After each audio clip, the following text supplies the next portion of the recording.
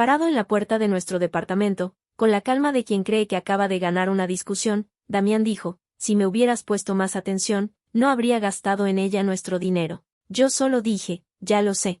10 días antes había llamado al banco para presentar una disputa de fraude por $6,800 en cargos que nunca llegaron a esta casa. Había retirado mi nombre de la cuenta conjunta y abierto una propia. Había llamado a un cerrajero mientras él seguía en la oficina, y para cuando volvió, la llave que llevaba en el bolsillo ya no habría nada. Había guardado, en una carpeta que titulé simplemente Evidencia, cada recibo, cada mensaje, cada noche en que me dijo que trabajaba hasta tarde. Eso apenas era el comienzo. Me llamo Renata, tengo 31 años, y soy contadora. Llevo una hoja de cálculo de cada gasto de la casa desde que Damián y yo empezamos a vivir juntos, hace 4 años, codificada por colores, azul para servicios, verde para comida, amarillo para emergencias, rojo para lo que llamábamos imprevistos. No es manía, es orden. 4 años de relación me enseñaron que si yo no llevaba la cuenta, nadie la llevaba. Damián siempre decía, en broma, que yo era la contadora de la casa y del corazón, y por mucho tiempo lo tomé como un cumplido. Cuando Damián perdió su trabajo hace 2 años, deja tu opinión en los comentarios, dale me gusta y suscríbete para más videos como este. Pagué la renta sola durante 8 meses sin decir una palabra de reproche. Recuerdo la primera vez que tuve que transferir el monto completo yo sola, sentada en la cama con la laptop sobre las piernas, mientras él dormía sin saber que esa noche había hecho los números 2 veces para asegurarme de que alcanzara. No se lo dije nunca como sacrificio. Lo dije como, para eso estamos, porque en ese momento de verdad lo creía. Ese mismo año había una certificación de finanzas corporativas que me hubiera abierto la puerta a un puesto mejor pagado en la firma. Costaba $1,100 y duraba 6 meses de fines de semana. La pospuse, porque ese dinero se fue al depósito del departamento nuevo al que nos mudamos juntos. No me arrepentí entonces. Pensé que estaba invirtiendo en algo más grande que un certificado, estaba invirtiendo en nosotros. Nunca anoté esa renuncia en ninguna columna de mi hoja de cálculo, porque algunas cosas que cedes por amor no parecen un gasto hasta mucho después. Cuando volvió a trabajar, en ventas para una empresa de software, lo celebramos abriendo una tarjeta de crédito conjunta, para emergencias y gastos de la casa, nada más. La usábamos para el supermercado, para el plomero, para el regalo de cumpleaños de su madre. Confiaba en esa tarjeta como confiaba en él, sin revisarla todos los días, porque para eso estaba la confianza, y porque pensaba que entre los dos ya habíamos sobrevivido lo más difícil. La primera grieta llegó un 18 de marzo. Había reservado mesa para nuestro aniversario en un restaurante que nos gustaba, con depósito de $80 que no se reembolsaba. A las 6 de la tarde, Damián me escribió, se complicó algo en la chamba, llego tarde, ve sin mí, fui sola. Pedí lo mismo que pedíamos siempre los dos, un risotto de hongos que él decía que era nuestro plato, y me lo comí frío a la mitad mientras la mesera me preguntaba, cada 15 minutos, si todo estaba bien con mi cena, como si notara algo que yo todavía no me atrevía a nombrar. Cuando llegó a casa, a las 11, olía a un perfume que no era el mío. Le pregunté, no seas dramática, ¿fue una cena de trabajo?, me dijo, sin levantar la vista del teléfono. Lo dejé pasar. Anoté el depósito perdido en la columna amarilla de mi hoja de cálculo, como si nombrar el gasto fuera suficiente para nombrar lo que en realidad estaba sintiendo. La segunda fue más callada. Estaba colgando su saco en el closet cuando algo cayó del bolsillo interior, una bolsita de terciopelo azul con el logo de una joyería del centro comercial. La abrí. Un collar fino, de los que cuestan más de $1,000, sin tarjeta ni nota dentro. Es para mi hermana, su cumpleaños, explicó cuando le pregunté, demasiado rápido para ser cierto. Su hermana no cumplía años en marzo. Lo sabía porque yo le había comprado y envuelto su regalo en septiembre, con mis propias manos, en esta misma mesa. No dije nada más. Volví a guardar el collar exactamente donde lo encontré, con el mismo cuidado con que se guarda algo que sabes que vas a necesitar después, aunque todavía no entendieras para qué. La tercera fue la que más me costó tragar en tiempo real. Cenábamos en la mesa de la cocina, él con el teléfono boca abajo junto al plato, vibrando cada pocos minutos. Quise estirar la mano y darle la vuelta. No lo hice. Pensé, si lo hago, esto se vuelve real, y todavía no estoy lista para que sea real. Seguí comiendo arroz que ya ni siquiera estaba probando. Él seguía revisando el teléfono cada vez que vibraba, con una sonrisa pequeña que ya no era para mí, y yo seguía ahí sentada, fingiendo que no notaba nada, porque notarlo en voz alta significaba empezar algo para lo que no me sentía preparada. La cuarta fue pública, casi. Me habían dado un reconocimiento en la firma donde trabajo, por cerrar la auditoría más grande del año, frente a todo el equipo y 2 socios. Le pedí que llegara a las 7. A las 8 subí al templete sola, mientras una compañera me preguntaba en voz baja, ¿y tu novio? Y yo solo encogía los hombros con una sonrisa que me dolió mantener. Cuando por fin contestó, a las 9, dijo que el tráfico había sido una pesadilla total. Esa noche, antes de dormir, abrí la aplicación del banco solo para revisar si habíamos pagado ya el seguro del auto. Y ahí estaba, un cargo de $380 en un hotel del centro, a las 7:20 de la noche. La misma hora en que yo subía sola al templete con un certificado en la mano que nadie de mi casa había ido a ver. La quinta no necesitó ningún descubrimiento, solo un comentario mío de pasada. Le pregunté si podíamos cenar el viernes, los dos, sin teléfonos. No todo es sobre ti, Renata. Tengo una vida fuera de esta casa, ¿sabes? Me contestó, sin pausar siquiera el partido que veía en la sala. No discutí. Me fui a la cocina a lavar un cuchillo que ya estaba limpio, solo para tener algo que hacer con las manos mientras se me pasaba el nudo en la garganta. No grité. No le mandé un mensaje exigiendo explicaciones. Hice lo que sé hacer mejor, abrí una hoja nueva y empecé a sumar. Descargué los 6 meses de historial de la tarjeta conjunta. Encontré 4 cargos de ese mismo hotel, $380 cada uno. El collar de 1,200. 11 cenas, en restaurantes a los que nunca fui, que sumaban más de $1,500 entre todas. Un fin de semana en un spa de montaña, $2,460, registrado el mismo fin de semana en que Damián me dijo que tenía una convención de ventas en otra ciudad, y del que volvió con la piel más bronceada de lo que un salón de conferencias suele dejar. El total, $6,800 en 5 meses, pagados con dinero que yo había ayudado a poner ahí, mientras yo seguía marcando en verde cada bolsa del supermercado. Tardé 11 días en armar la carpeta completa. Capturas de pantalla, fechas, montos, una columna con cada excusa que me había dado esa misma noche, puesta junto a la hora exacta del cargo correspondiente. La nombré evidencia, porque no encontré una palabra mejor. Hubo una noche, casi a la mitad de esos 11 días, en que pensé en borrarlo todo y simplemente seguir como si no hubiera abierto nunca esa aplicación. Pensé, tal vez es más fácil quedarme, tal vez si dejo de mirar, esto deja de ser real. Me quedé sentada con el cursor parpadeando sobre el botón de eliminar durante casi un minuto entero, hasta que recordé el risotto frío, el certificado que nadie vino a ver, el cuchillo limpio que lavé 2 veces. No lo borré. Durante esos 11 días seguí cocinando, seguí preguntándole cómo le había ido, seguí durmiendo junto a un hombre al que ya había empezado a desconectar por dentro, sin que él lo notara. Mi compañera de trabajo, Marisol, me encontró un día comiendo sola en la sala de descanso y me preguntó por qué andaba tan callada. Estoy cansada, le dije. Ella asintió, sin insistir, pero antes de volver a su escritorio me apretó el hombro y dijo, si algún día necesitas hablar, aquí estoy. No le dije que estaba construyendo una salida, pero guardé esa frase, como guardé el collar, para después. Una de esas noches me encerré en el baño con la excusa de lavarme la cara y me quedé mirando el espejo, ensayando en voz baja las palabras que pensaba decirle cuando todo estuviera listo. Encontré los cargos. Sé quién es Valeria. Las decía y las borraba, las decía otra vez con menos temblor en la voz, hasta que sonaron casi como un reporte y no como una acusación. Pensé que tal vez, si lograba decirlo sin que me temblara la voz, dolería menos. No fue así, pero al menos pude sostenerme de pie cuando llegó el momento. El día 12, mientras él dormía, encontré por fin un nombre. Un mensaje sin borrar, en una aplicación que casi nunca abría en su teléfono cuando lo dejaba cargando en la sala. Valeria. Trabajaba en su misma oficina, en el área de mercadotecnia.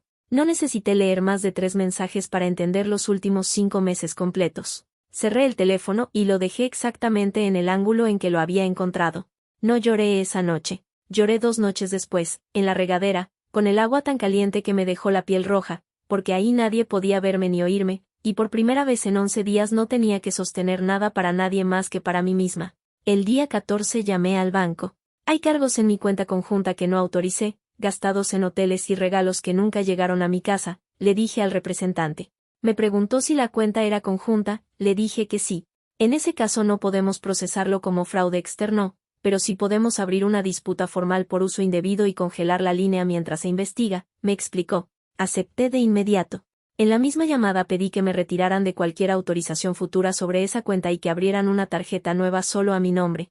La mujer del banco, con una voz neutra y profesional que en ese momento me pareció la voz más reconfortante del mundo, me confirmó un número de caso de 11 dígitos y me dijo que recibiría una resolución en 10 días hábiles. Colgué y sentí, por primera vez en 2 semanas, que mis manos no me temblaban. 10 días después, casi al minuto, Llegó un sobre blanco con el logo del banco. Lo abrí parada en la entrada, sin quitarme ni los zapatos. Adentro venía una hoja con el desglose línea por línea de cada cargo investigado, marcados con una columna que decía, aprobado para reembolso, o, pendiente de responsabilidad compartida. Leí esa hoja completa de pie, sin sentarme, como si necesitara estar erguida para procesar que una institución completamente ajena a mi vida había puesto en papel, con sello oficial, algo que durante meses solo había sostenido yo sola dentro de mi cabeza. Esa misma tarde llamé a un cerrajero. Le pedí que cambiara la chapa de la puerta principal antes de las 6. Llegó a las 4:30, con una caja de herramientas metálica y una radio pequeña que dejó sonando música en español mientras trabajaba, ajeno por completo a lo que esa cerradura significaba para mí. Me senté en las escaleras del edificio a verlo trabajar, escuchando el sonido metálico del taladro contra la madera de la puerta que llevaba 4 años abriéndose para los dos. Cuando terminó, probó la llave nueva 2 veces, me la entregó y dijo, sin más ceremonia, ya quedó, señora. Sostuve esa llave en la mano más tiempo del necesario, sintiendo el filo nuevo contra la palma. Empaqué las cosas de Damián en 2 maletas y 3 cajas.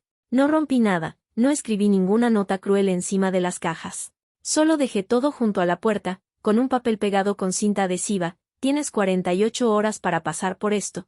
Después de eso, lo doy a una organización benéfica. Bloqueé su número desde mi teléfono. Eliminé su acceso al calendario compartido, a la cuenta de streaming, al wifi de la casa que él nunca había pagado completo. Cada bloqueo era un clic pequeño y silencioso, y sin embargo sentía que cada uno cerraba algo más grande que un candado. Cuando llegó esa noche y encontró la cerradura nueva, tocó el timbre durante casi 10 minutos sin parar. Le abrí, sin gritar, sin llorar. Vio las cajas apiladas junto a la puerta. ¿Qué es esto?, preguntó, con un tono que sonaba más a fastidio que a sorpresa. Le mostré mi teléfono con la carpeta de evidencia abierta, los cargos, las fechas, el nombre de Valeria subrayado en amarillo, porque hasta para eso seguí usando mi sistema de colores. Se quedó callado un momento, mirando la pantalla más tiempo del que hubiera querido admitir, y entonces dijo la frase que ya conocen, si me hubieras puesto más atención, no habría gastado en ella nuestro dinero. Fue ahí cuando entendí que ni con todas las pruebas frente a él, iba a asumir nada. Le dije, ya lo sé, cerré la puerta despacio, y esa fue la última vez que hablamos cara a cara. Me quedé de pie detrás de esa puerta un rato, escuchando sus pasos alejarse por el pasillo del edificio, antes de bajar lentamente hasta sentarme en el piso de la entrada con la espalda contra la madera todavía tibia por el trabajo del cerrajero. No fue un llanto largo, fue más bien un temblor corto, de esos que se sueltan cuando el cuerpo finalmente entiende que ya puede dejar de sostener algo.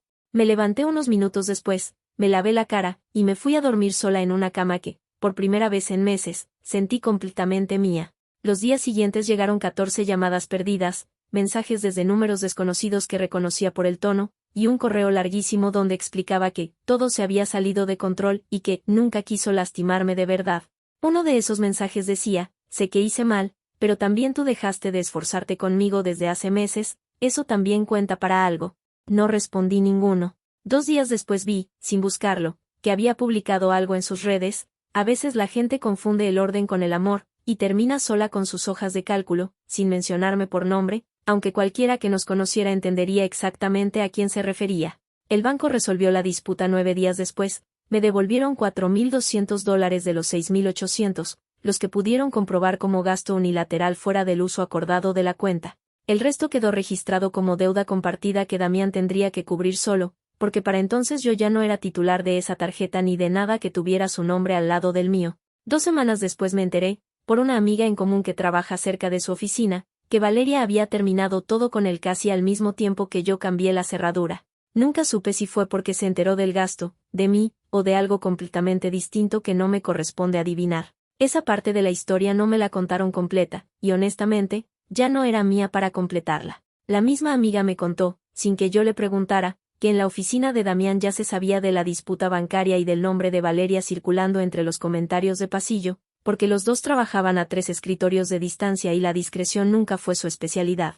Dijo que sus números de ventas habían bajado los 2 meses siguientes, y que 2 compañeros que antes lo invitaban a comer dejaron de hacerlo. No sentí alegría exacta al escucharlo. Sentí algo más parecido al alivio de comprobar que el mundo, a veces, si termina sumando las cuentas que alguien se niega a sumar por su cuenta. Un mes después supe, por la misma amiga, que el banco le había negado una tarjeta nueva por el caso aún abierto a su nombre. Cuando fue a la sucursal a reclamar, le repitieron, con la misma voz neutra y profesional que a mí me habían dado la resolución 10 días después de mi llamada, que el expediente seguía marcado como responsabilidad pendiente hasta que cubriera la deuda restante. No hubo gritos ni dramatismo en esa escena, solo una fila, un número de turno y una respuesta que no admitía negociación.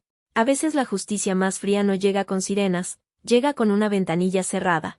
Esa misma semana, en una cena familiar, mi hermana Paola me preguntó directamente, frente a toda la mesa, por qué había terminado con Damián tan de repente. Le conté todo, ahí mismo, con cifras y fechas, frente a mis padres y mi cuñado. Hubo un silencio largo antes de que mi madre dijera, no puedo creerlo, y mi padre se quedara mirando su plato sin decir nada. Después de esa cena pensé, durante días, si debía haberlo dicho de una forma más privada, si fue justo exponer así su nombre frente a toda la familia aunque cada palabra fuera cierta. No dudé nunca de si tenía razón en estar furiosa. Dudé del lugar donde decidí decirlo, y todavía hoy no estoy completamente segura de si hice bien. Paola me llamó esa misma noche, ya tarde, cuando ya estaba en pijama y sin ánimo de hablar con nadie más. No te disculpes por habernos dicho la verdad en esa mesa, me dijo. Lo único que vi ahí fue a una mujer que por fin dejó de cuidar la imagen de alguien que nunca cuidó la tuya. Colgué el teléfono y me quedé sentada en la oscuridad de la sala un rato largo, no de tristeza, sino porque por primera vez en meses alguien me veía completa, sin pedirme que también cuidara su versión de los hechos. 3 días después, Paola se apareció en mi puerta sin avisar, con un tupper de sopa de tortilla y 2 cervezas frías en una bolsa de papel. No vine a hablar de él, me dijo apenas entró. Vine a ver que estés comiendo algo que no sea cereal de pie frente al refrigerador. Nos sentamos en el piso de la sala, porque todavía no había comprado un sillón nuevo, y comimos sopa directo del tupper mientras ella me contaba chismes de la oficina que ni me interesaban, solo para llenar el silencio con algo amable. Antes de irse, en la puerta, me abrazó y dijo, estoy orgullosa de ti, aunque no lo digas en voz alta. Hiciste lo que la mayoría tarda años en hacer. Cerré la puerta con la llave nueva y, por primera vez desde que la había recibido del cerrajero, ese sonido metálico no me dolió. Hoy, 3 meses después, vivo sola en el mismo departamento. Cambié los muebles del lado que era suyo, pinté la pared de la sala de un color que él siempre dijo que no le gustaba. Por las mañanas tomo café junto a la ventana, sin revisar ninguna tarjeta de nadie más que la mía, y la casa ya no necesita una columna amarilla para las emergencias, porque las emergencias, por ahora, se quedaron afuera con él.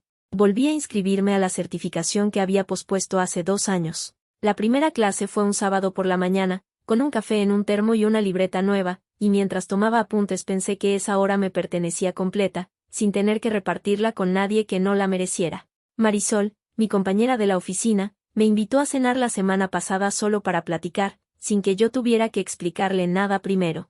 Le dije que sí sin pensarlo 2 veces. Damián sigue mandando mensajes cada par de semanas desde números nuevos. El último decía, ya cambié. Me gustaría que habláramos como adultos, te lo debo. No respondí.